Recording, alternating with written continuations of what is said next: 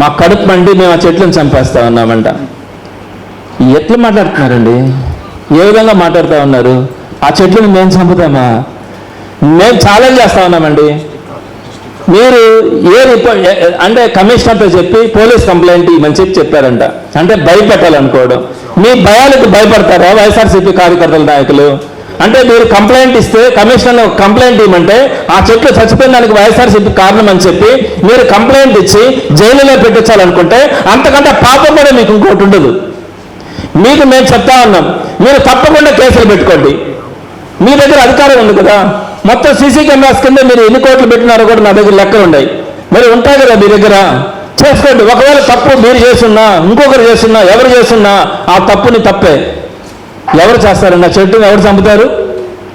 వీళ్ళ మనస్తత్వం చూస్తూ ఉంటే వీళ్ళే ఎవరో ఒకరి దగ్గర డబ్బులు ఇచ్చినా కూడా ఏదైనా తప్పులు పాపాలు చేయించి ఆ పాపాలను కూడా వైఎస్ఆర్సీపీ కంటకట్టడానికి కూడా తెగించేటువంటి బ్యాచ్ అని చెప్పి ఈరోజు మనకు అర్థమవుతా ఉంది. ఎవరైనా మాట్లాడతారండి అట్లా?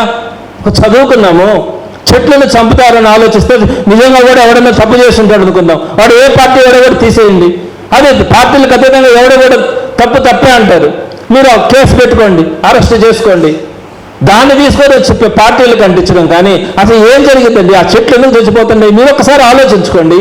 అంతేగాని మీరు కమిషనర్ని కేసులు పెట్టమన్నాను, అసత్య ఆరోపణలు చేసిన వాళ్ళ మీద కూడా కేసులు పెట్టమన్నాను, జైలులో ఏమన్నాను అని చెప్పి మీరు మాట్లాడేస్తే ఆ మాటలకు భయపడి ఇళ్లలో కూర్చుంటామని కనుక మీరు భావిస్తే మీకు ప్రజాస్వామ్య విలువలు తెలియదని చెప్పి ప్రతి ఒక్కరు కూడా భావించేటువంటి పరిస్థితి. కాబట్టి ఇప్పటికైనా వాస్తవాలు తెలుసుకొని ఏదైతే జెన్యున్గా మీరు ఏం చేయాలనుకుంటున్నారో దానికి సంబంధించినటువంటి ప్రాసెస్ కానీ పర్మిషన్స్ కానీ పద్ధతిగా తీసుకోమని చెప్పి మాత్రం నారాయణ గారికి తెలియజేస్తా ఉన్నాను.